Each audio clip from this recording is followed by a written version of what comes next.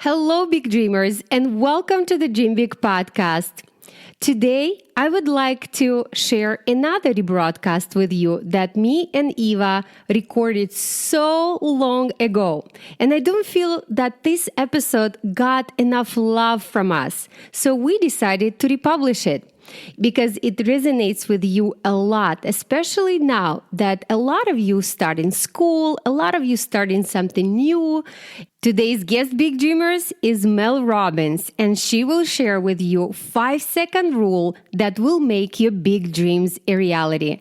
Make sure to stay till the very end to learn how this 5-second rule will help you make your dreams a reality. You know what time it is. Welcome to the episode 316. It's time to dream big. Welcome to the Dream Big podcast show. We're inspiring you to shoot for the moon, take aim and go. We bring to you amazing guests who truly love what they do. Every day they're living their dreams, and so can you. Dream big, take action to reach your goals. Are you pumped yet? It's showtime, let's rock and roll. I want to say how fortunate we are to have Mel Robbins on the show. She is one of the most sought-out speakers in the world right now, and you will shortly see why. She has so much energy and so much wisdom. Her book, 5-Second Rule, has become a phenomenon, and she'll be sharing how the rule is the difference between you making your big dreams a reality or not. So this is really important. Without further ado, here's our interview with Mel Robbins. Let's roll the tape. Hi. Hello, Mel. Hi, how are you guys? We're good. I'm so excited to have you on the show. Well, thank you for inviting me. You're welcome. You've had a fascinating career with so many changes to where you are today. Can you spend a few minutes giving us some background on some of the different careers you have had? Yeah, and boy, oh boy, let this be a lesson to everybody out there that you don't need to stick with just one thing, that in your lifetime, you should be exploring and pursuing things that interest you. And over time, and as you change and as you grow, the things that interest you are going to grow and change. And so I've had a very interesting career. I started my career off as a lawyer. I did criminal defense work where I defended people who were accused of crimes. And then I did legal work for businesses. And then I got into a technology company and worked in high tech for a while. And then I worked as a coach helping people change their lives. And then I got into the media business. And so I've hosted radio shows and television shows. And I am now a motivational speaker. And I happen to be one of the most booked motivational speakers in the world. And I write books. And so I've had a ton of changes, but all really exciting and a lot of fun. You know, that's so cool. And this has been a common theme with our guests. Like you said, you don't have to be one thing, only one thing. But some of our guests also have like lots of things, and not just one thing that they do. Yeah. Like you. And big dreamers, like Mel said, it's okay if you don't know exactly what you want to do for your career. But life is just about the journey. And if you go after your passions, opportunities will present themselves to you. That's well, absolutely I think the right. other thing too is it's not even just with your career. I think that, you know, as you get older and as you go through different phases in your life, the friends that you have are going to change. The hobbies that you have are going to change. The sports that you might be playing right now are going to change. And so it's important to realize that throughout your lifetime, almost every aspect of your life can change, and that's a good thing. And that if you are the kind of person that just pays attention to moments throughout the day when you feel energized versus moments throughout the day when you feel very depleted and drained, those are the clues that you need to help you figure out what to do more of. I mean, right now, if you think about who your friends are, There are people in your life that make you feel really good and that energize you, and you should spend more time with them. And there are people in your life that just drain all your energy, and you should try to spend a little bit less time with those kind of people. So, that's really a rule of thumb that I have followed forever, that as I have noticed that I am starting to feel tired or depleted by the job that I'm doing or the people that I'm hanging out with or the hobbies or habits that I have, I change things up. And I change things up to be doing more of the things that energize me. And that has been an incredible formula, a very simple one for making changes and for making sure that as life continues to evolve and as I get older and as I have new experiences, that I am making the most of every day. Mel, those are all great lessons of life, and I'm glad you shared, because we will be talking in this interview about simplicity of things, and we will be talking more about the things that excite you most, right, Eva? Yeah. We watched a video where you talked about the 5-second rule. You kind of like made like a 5-second rule, and you talked about it being simple but not easy. Can you share what the 5-second rule means? Sure. The 5-second rule is a little trick that you can use to outsmart self-doubt. And here's how it works. The moment you're in any situation and you start to feel yourself shrinking, or you start to feel yourself hesitating, or you start to fear, doing something, or you are, starting to feel afraid, even though you know you should do something. What you're going to do the moment that you feel that self-doubt, the moment that you feel yourself hesitating, start counting backwards in your mind, 5, 4, 3, 2, 1. And it's a little trick. And what happens when you count 5, 4, 3, 2, 1? Let's count together. You ready? 5, 4, 3, 2, 1. Just doing something that simple to yourself, it's actually a mind trick. You trick your brain and you turn off the habit of self-doubt. You turn off the fears that are inside you. You turn off all of the little things that we all do that hold ourselves back. And by the time that you hit 1, you've tricked your brain and you've turned on the part of the brain that helps you change, that helps you be brave. So, for example, at school, if there is, you're sitting in class and your teacher says something and you have a question, if you don't 5, 4, 3, 2, 1, and raise your hand. If you don't do that, within 5 seconds, self-doubt will trick you and will talk you out of, will tell you, oh, don't raise your hand. You don't know the answer. You don't want to look stupid. And so you can use this little 5, 4, 3, 2, 1 to find courage. You can use it if you see something that isn't right and you're afraid to speak up. 5, 4, 3, 2, 1, speak up. If you see something that you want to do, like maybe try out for the school play, but you've never done something like that before and you feel a little nervous, the moment you have that urge to sign up, you think, ooh, that might be kind of cool. 5, 4, 3, 2, 1, and push yourself to just go through that fear and try something new. You see a new group of kids and you'd like to go say hello, or you wish that you could hang out with them. 5, 4, 3, 2, 1, walk up to them. You see, self-doubt is a trick, and fear is a trick that your mind plays on you. And you can beat it using the 5-second rule. And, how you use it is just count backwards in your own mind. And it's a simple trick you can use to take control of how you think. Yeah, and also once when I went to Wolf Lodge, it had this drop water slide when I got in line, and I was already about to go in when I was in, and it started. Really wanted to. I actually went out, and I actually went out because I was afraid. But when I went in, I kind of closed my eyes. And then it counted 5, 4, 3, 2, 1, and a panel went out under you, and you were just going down. So even though I was scared, I pushed myself to do it, and then it actually turned out fun. So I knew that now I should not be afraid of the things that of the things that might scare me, but I know my mind was just telling me that you can't do it. Right. Yeah. And here's something else I want to point out.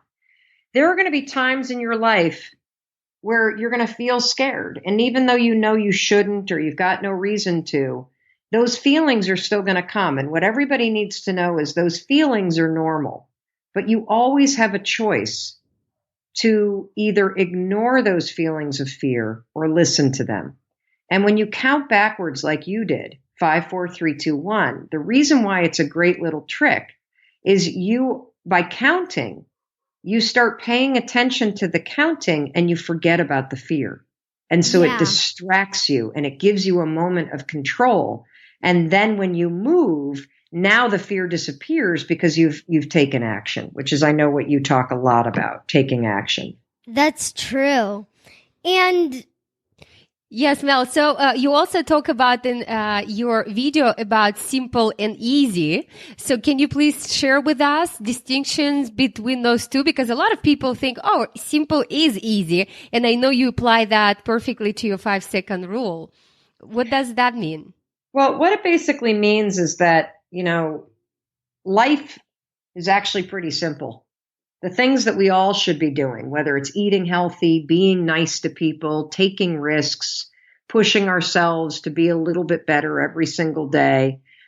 Those are all simple things, right? It's pretty simple to pick the right foods to eat. It's pretty simple to be nice to people. It's pretty simple to push yourself, to do your homework, to speak in class, to do the things you know you should do. But it doesn't come easily for most of us. Most of us struggle with eating the right things. We struggle with being nice to people. We struggle with, pushing ourselves to do our best work. We struggle with taking risks. And the reason why we struggle is because before we take action, we stop and we think about how we feel about what we need to do. So you can be standing in your kitchen and it's time for breakfast, and you can look and see that the choice is scrambled eggs or frosted flakes. Now, the choice about what a healthy breakfast is pretty simple, isn't it? It's the eggs. We all know that shoveling a spoonful of frosted flakes down your mouth is not probably the best choice in the morning for breakfast. However, if you walk down and you're kind of grumpy and you're tired of eggs and you don't feel like having eggs, it's going to be easier to grab the frosted flakes because you don't feel like eating the eggs. And so in every single moment in our lives, we make a big mistake. We sit in class and we know we should raise our hand and try to guess the answer, but we feel afraid of looking stupid. And so raising your hand, the physical part of raising your hand, it's very easy. The emotional part of raising your hand when you feel afraid or you feel insecure, that is what makes it very hard. And so things are always very simple when you think about the action, but things become difficult or not easy when you think about how you feel about doing it. That's it makes sense, right? And as we usually say, right, Eva, what do we usually say? Well, I hear my parents all the time that talk about that a lot of the things we know we should do, like stay positive, plan your day, eat healthy, exercise often. These things are common sense, but not necessarily.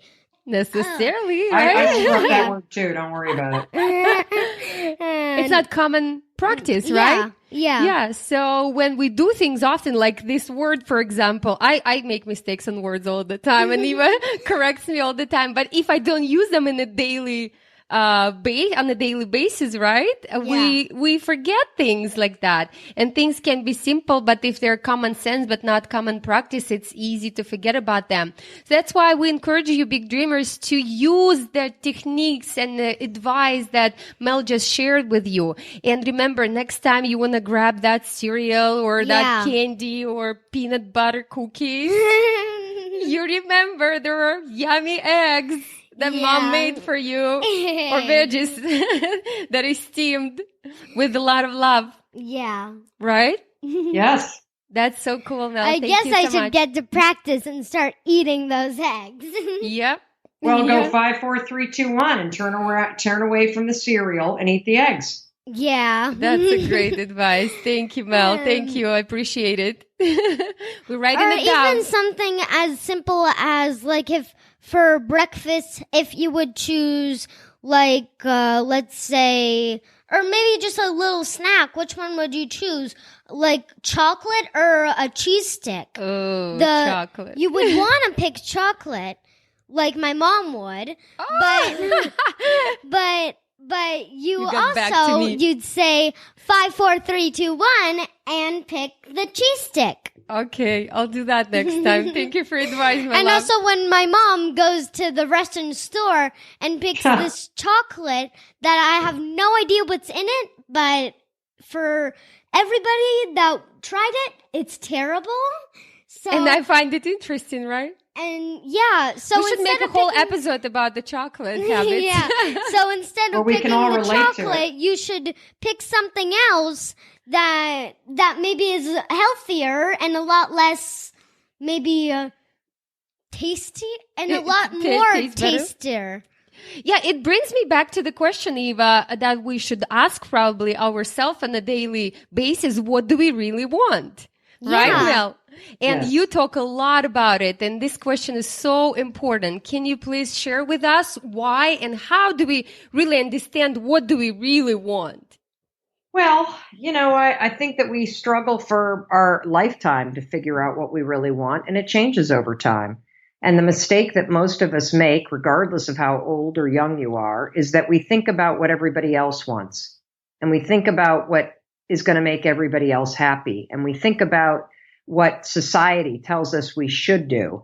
And we make decisions based on that rather than stopping and saying, boy, what do I really want in this situation? What do I really want in this conversation? What do I really want to pursue? And, answer the question, what do I really want, based on what's in your heart. And then when you have your answer, and it might just be something, small. You're curious about starting a podcast. You're curious about writing a book. You're curious about learning guitar. That's the answer that's in your heart. Now what you're going to do is you're going to use your head to figure out how do you get started pursuing it. And that's it. And remember, what you want today may be very different than what the answer is tomorrow. Yeah. So even like I just got a new guitar and I really want to play it, but like If you need to make a plan, you right? need to make a plan.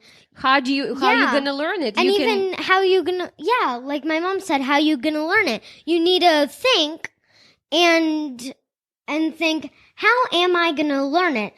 Is that really what I want? Yeah. So what are your options, Eva? How would you learn it to play So- guitar?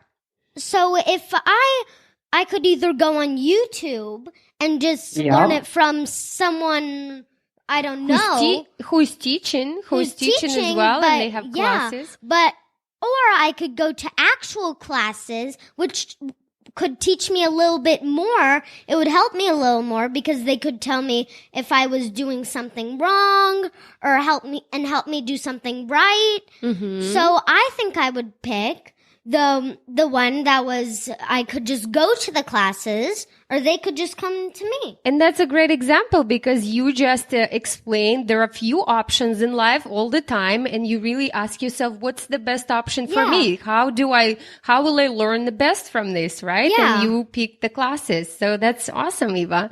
You're asking that question yourself on a daily basis. Yeah.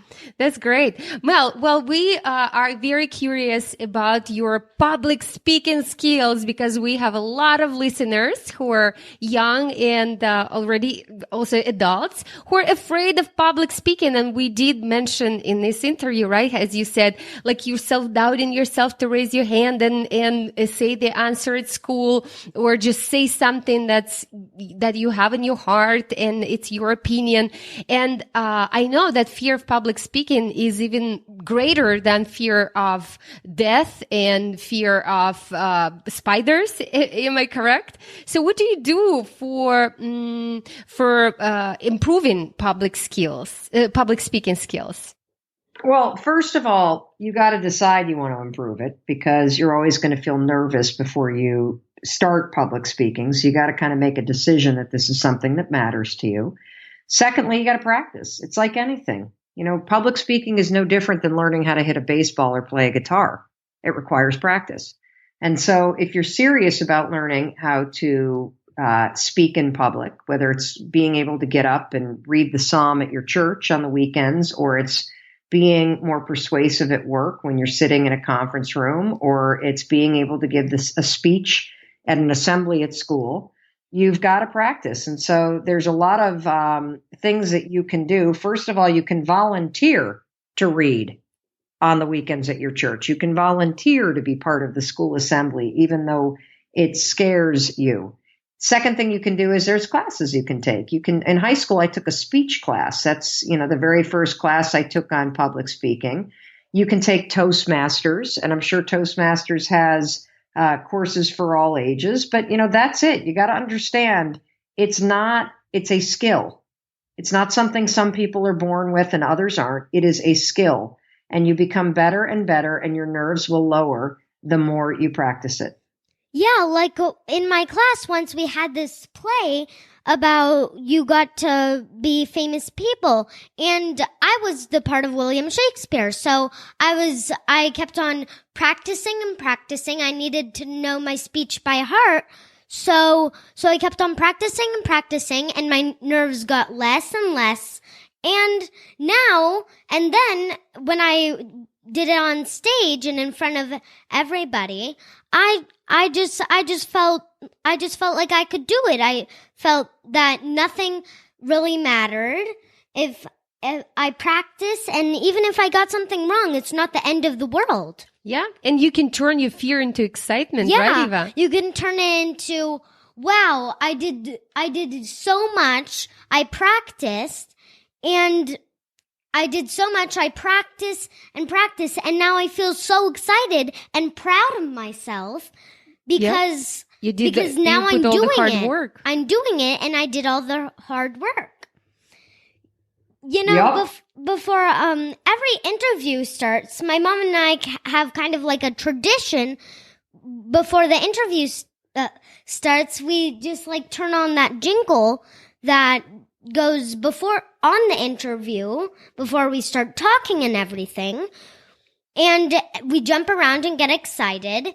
And then when the interview starts, we're all excited and happy, and it's no problem talking to our guests. Yeah, and we think how much value we can bring with our guests to our audience. So, dear big dreamers, we always think about you in the first place before the interview starts, and we are excited that you're listening and you sharing these great episodes. So thank you so much for that. Thank you. Mel, thank you so much for sharing your ideas. We have few minutes left in our interview, and we have a section that's called rapid fire questions. It's when we just ask a question and you quickly answer. Cool. Okay, let's start. Mom, you can go first. Okay, Mel, what do you enjoy most about being a mom? I know you have 3 kids, correct? Yes. How old are they? I have a 17-year-old that's going off to, she's 18 and she's going off to college. I have a 17-year-old and a 12-year-old son. So 2 girls and a little guy. I enjoy so much about being a mom, but I suppose the thing I enjoy the most is watching our kids become the people that they were meant to be. That's cool. So special. For you, what does it mean to be successful? It means waking up and being excited about the day ahead and living my life to the fullest every day. That means saying what I mean, saying what I think, not editing, making a difference. That's basically what it means. Is that kind of like a little routine you go through, and I think what Mel meant is mostly like being the real deal, I would say, right, Mel? Yeah, I think that it's so, like any day that I wake up and I feel like I'm able to be the real me and not edit what I'm thinking and be direct with people, the better. Cool. Do you have any daily routines that you do? I do not sleep with the phone in my bedroom. I do not hit the snooze alarm. I exercise every day. I eat very clean, and I spend 30 minutes planning my day and journaling before I ever look at my phone. Great. Thank you for sharing. What do you consider is the greatest achievement of your life this far? I think my marriage of 21 years is something pretty special, and I'm very proud of that. And Mel, what do you do for fun? I hang out with my family. I hike. I spend a lot of time outdoors. I garden in my garden, and I love cooking awesome, elaborate meals. Thank you. Thank you. So we have 3 more questions, and they can be fast as well. But those are very, very cool questions that we ask every guest as well. Mm-hmm. If you go back in time and talk to your 10-year-old self, what would be the best advice? Stop lying. Great.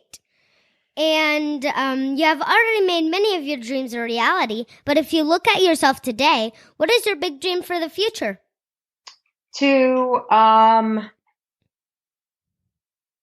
reach millions of people every single week and share what we're learning so that other people can live their lives to the fullest. Great. And the last question of this interview is, where can our audience find out more about you? So if you go to Mel Robbins, Robbins, so melrobbins.com, I have a website, I have a YouTube channel, I have Instagram, I have Facebook. We are super active on all those platforms, and 99% of what we do is free. We put out new videos almost every single day. And so everything that we are doing online is designed to inspire you, to educate you, and to give you the courage and confidence and the tools that you need in order to discover your best self and go out and make the changes that you need to live your best life. So we encourage our big dreamers to go and check all the channels of yours, and we'll definitely include everything in our show notes. So big dreamers, as you can see, Mel is very exceptional, extraordinary person and very inspiring. So there are a lot of information to learn from Mel, and it's not possible to put everything, all the juicy stuff in the one interview. That's why you can find her on Instagram and YouTube and her website, of course. So thank you, Mel, so much. Thank you for sharing your wisdom. My pleasure. Thanks for having me. Knowledge. Thank you. You're welcome. Bye. Bye. Bye, guys.